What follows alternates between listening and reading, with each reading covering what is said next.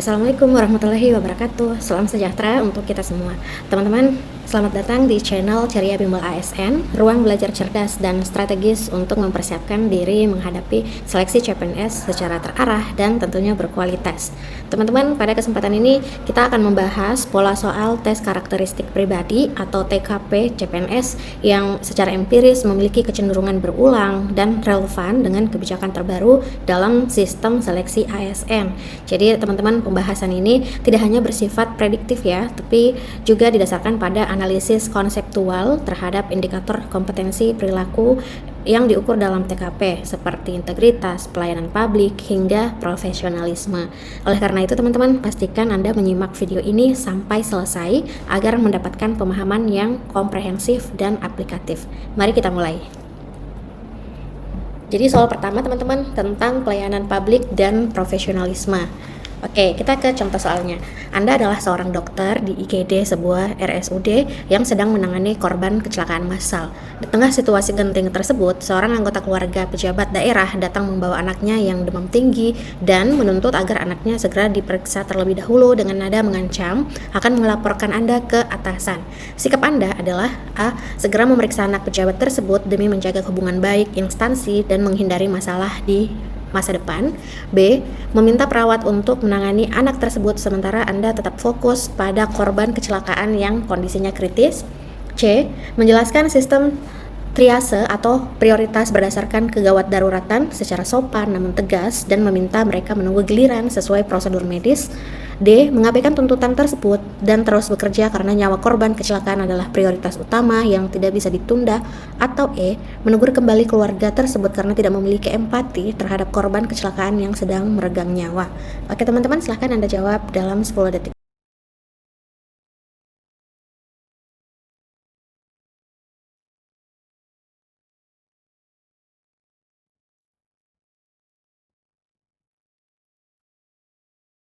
Oke teman-teman, jadi jawaban yang tepat adalah C. Menjelaskan sistem triase atau prioritas berdasarkan kegawat daruratan secara sopan namun tegas dan meminta mereka menunggu giliran sesuai prosedur medis. Nah, mari kita bedah atau analisis mengapa jawaban yang tepat itu adalah C, teman-teman. Nah, di sini kita bisa lihat bahwa skor 5 ada pada pilihan C karena dengan menganalisis jawaban tersebut kita bisa lihat bahwa profesionalitas, tegas, dan edukatif. Jadi pilihan ini adalah yang terbaik karena Anda tetap pada prosedur medis atau triase namun tetap memberikan penjelasan yang sopan. Nah, hal ini menunjukkan integritas tinggi karena tidak goyah oleh ancaman jabatan. Kemudian skor 4 teman-teman itu ada pada solutif namun kurang ideal, atau ada pada pilihan B ya. Jadi tadi Anda berusaha mengakomodasi semua pihak agar tidak gaduh, namun skor berkurang karena Anda seolah tunduk pada tekanan dengan mengalihkan sumber daya perawat yang mungkin lebih dibutuhkan oleh pasien kritis. Kemudian teman-teman, skor terendah ketika tadi teman-teman ada yang memilih pilihan E, menegur balik keluarga tersebut karena tidak memiliki empati terhadap korban kecelakaan yang sedang meregang nyawa, maka teman-teman sikap tersebut itu dianggap sebagai emosional dan konfrontatif ya.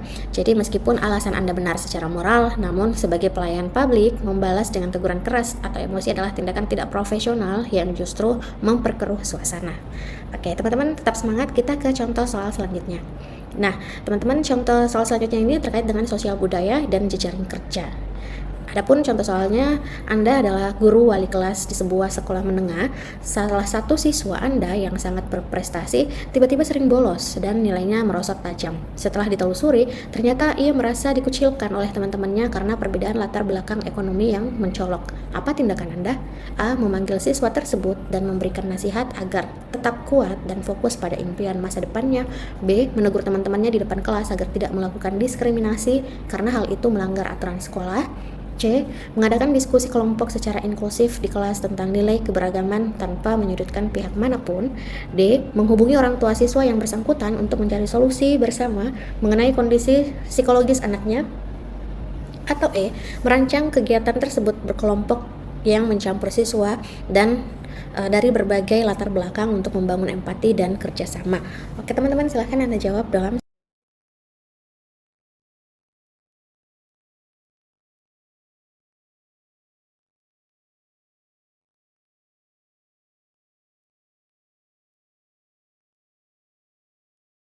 Nah, teman-teman, jawaban yang tepat adalah E, merancang kegiatan belajar berkelompok yang mencampur siswa dari berbagai latar belakang untuk membangun empati dan kerjasama. Jadi, teman-teman, skor 5 ada pada pilihan E karena strategis dan solutif. Jadi ini adalah tindakan nyata yang paling efektif dengan merancang kegiatan kelompok yang terstruktur. Anda memaksa terjadinya interaksi positif dan kerjasama secara alami. Nah, ini membangun empati melalui pengalaman bersama atau learning by doing, bukan sekedar teori. Nah, teman-teman, tadi jika memilih jawaban C, itu akan memperoleh skor 4, yang mana pilihan ini sangat baik karena menyasar akar masalah atau pemahaman nilai, yang mana teman-teman melakukan diskusi tanpa menyudutkan, mencegah timbulnya rasa tertuduh pada siswa lain, sehingga menciptakan atmosfer kelas yang lebih terbuka dan menghargai keberagaman. Kemudian teman-teman, untuk skor terendah ada pada pilihan B atau akan memperoleh skor 1 karena menegur teman-teman di depan kelas secara langsung justru bisa membuat siswa yang bersangkutan semakin dibenci atau dicap sebagai tukang lapor. Nah, ini menciptakan jarak yang lebih lebar antara pelaku dan korban.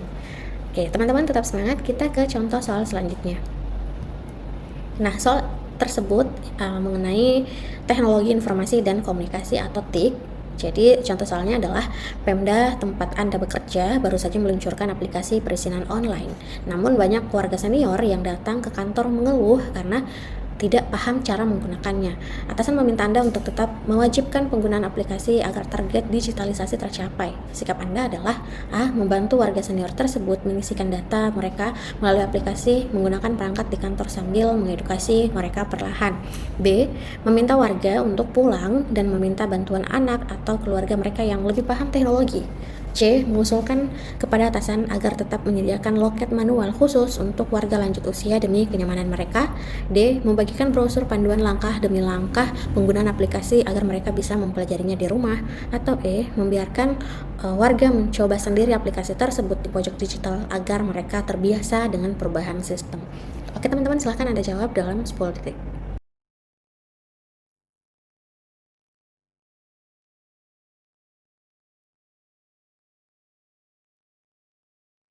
Oke, teman-teman, jadi jawaban yang tepat adalah A. Membantu warga senior tersebut mengisikan data mereka melalui aplikasi menggunakan perangkat di kantor sambil mengedukasi mereka perlahan.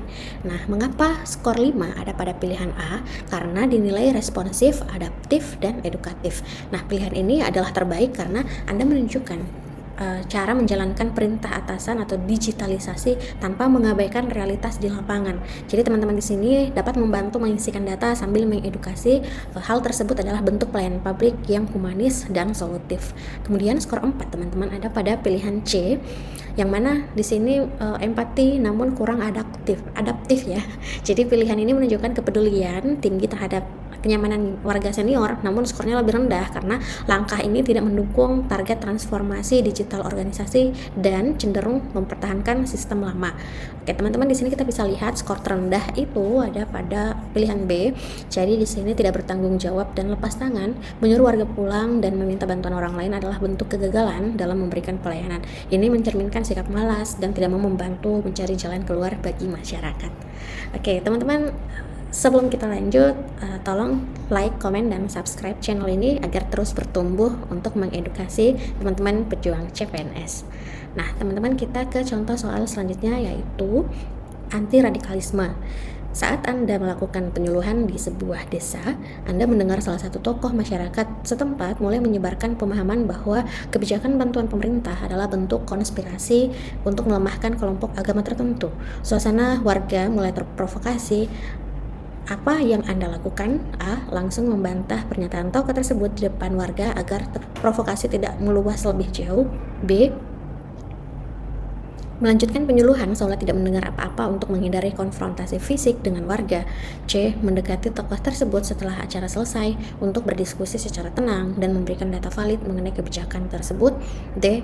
Menyisipkan penjelasan rasional dan data kebermanfaatan bantuan dalam materi penyuluhan secara objektif tanpa menyerang secara pribadi. E. Melaporkan tokoh masyarakat tersebut kepada pihak kepolisian karena telah menyebarkan berita bohong dan ujaran kebencian. Oke, teman-teman, silahkan Anda jawab dalam 10 detik.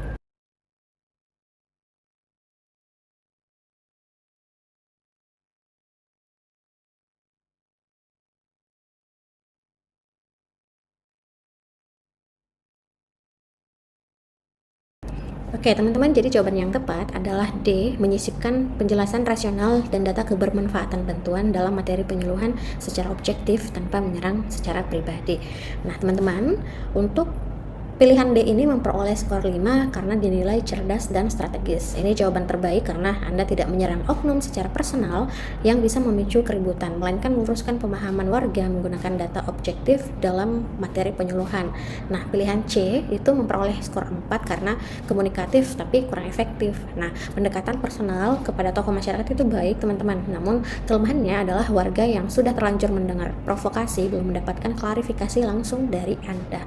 Nah, jika teman-teman tadi memilih pilihan A, itu akan memperoleh skor 3 yang mana berani tapi reaktif. Nah, membantah langsung menunjukkan integritas pada Anda sebagai ASN, namun caranya yang konfrontatif di depan umum berisiko memicu debat kusir atau bahkan konflik fisik di tengah atau di lokasi penyuluhan. Nah, skor 2 ada pada pilihan B, apatis dan menghindar, yang mana mengabaikan provokasi berbahaya karena dianggap sebagai pembiaran. Jadi sebagai ASN, Anda punya tanggung jawab moral untuk menjaga persatuan dan meluruskan disinformasi terkait kebijakan negara. Dan skor paling rendah, teman-teman, ada pada pilihan E, yang mana terlalu ekstrim dan kaku. Jadi melaporkan ke polisi adalah langkah terakhir jika langsung dilakukan tanpa upaya persuasif atau edukasi terlebih dahulu. Jadi Anda akan dianggap sebagai ASN yang represif dan justru menjauhkan masyarakat dari pemerintah. Oke, teman-teman, kita ke contoh soal selanjutnya. Nah, soal selanjutnya ini adalah profesionalisme. Anda adalah anggota tim pengadaan barang. Jadi, seorang vendor yang merupakan teman lama Anda memegang atau memenangkan tender secara murni karena kualitasnya. Namun, ia kemudian mengirimkan sebuah laptop terbaru ke rumah Anda sebagai ucapan terima kasih atas kerjasama yang baik selama ini. Apa tindakan Anda? B. Menerima laptop tersebut karena ia memenangkan tender secara sah dan itu adalah bentuk apresiasi antar teman lama.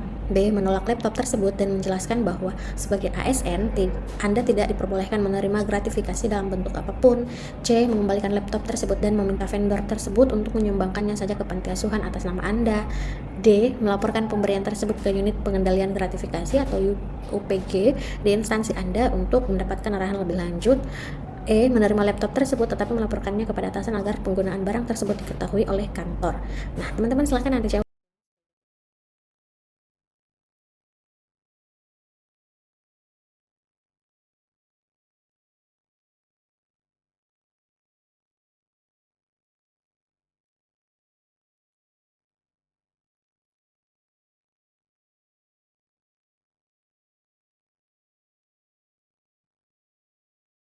Oke, teman-teman, jadi jawaban yang tepat adalah D, melaporkan pemberian tersebut ke unit pengendalian gratifikasi di instansi Anda untuk mendapatkan arahan lebih lanjut. Nah, mengapa pilihan D ini memperoleh skor 5? Karena dinilai memiliki integritas tinggi dan taat prosedur. Jadi, teman-teman, ini adalah jawaban paling tepat bagi seorang ASN. Melaporkan pemberian ke unit pengendalian gratifikasi atau UPG menunjukkan Anda mematuhi sistem hukum dan etika. Langkah ini melindungi diri Anda dan instansi dari potensi tuduhan korupsi atau kolusi di masa depan. Kemudian untuk skor 4 ada pada pilihan B, tegas dan jujur, yang mana menolak secara langsung menunjukkan prinsip pribadi yang kuat dan bersih. Namun nilainya di bawah poin D karena tidak ada unsur pelaporan resmi. Dalam birokrasi, teman-teman, melaporkan upaya gratifikasi penting agar instansi memiliki catatan perilaku vendor tersebut. Kemudian kita bisa lihat di sini skor terendah ada pada pilihan A, yang mana tidak berintegritas atau pelanggaran berat karena menerima gratifikasi dengan alasan pertemanan adalah celah utama korupsi, kolusi, dan nepotisme atau KKN.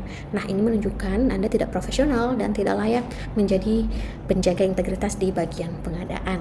Oke, teman-teman, tetap semangat. Kita ke contoh soal terakhir.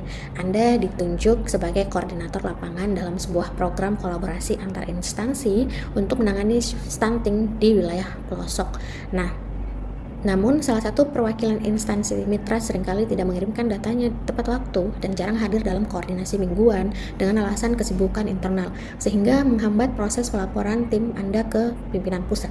Sikap Anda adalah A. Menghubungi perwakilan tersebut secara personal untuk menanyakan kendala teknis yang dihadapi dan menawarkan bantuan atau solusi fleksibel agar data tetap bisa terkirim. B. Mengambil alih tugas pengumpulan data instansi tersebut oleh tim Anda sendiri agar laporan memastikan tetap selesai tepat waktu bagi pimpinan pusat.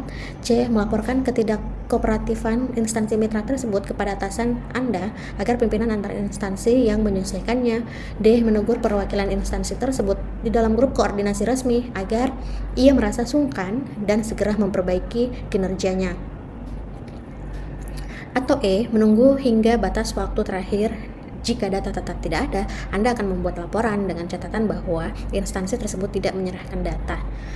Oke, teman-teman, silahkan dijawab dalam kolom komentar. Nah, teman-teman, demikian pembahasan kita hari ini. Jika Anda merasa materi ini bermanfaat, jangan lupa untuk like, subscribe, dan share kepada rekan-rekan Anda agar semakin banyak yang mendapat manfaat. Sampai jumpa pada pembahasan berikutnya. Tetap semangat belajar dan sukses selalu dalam perjalanan Anda menuju ASN. Terima kasih dan sampai jumpa.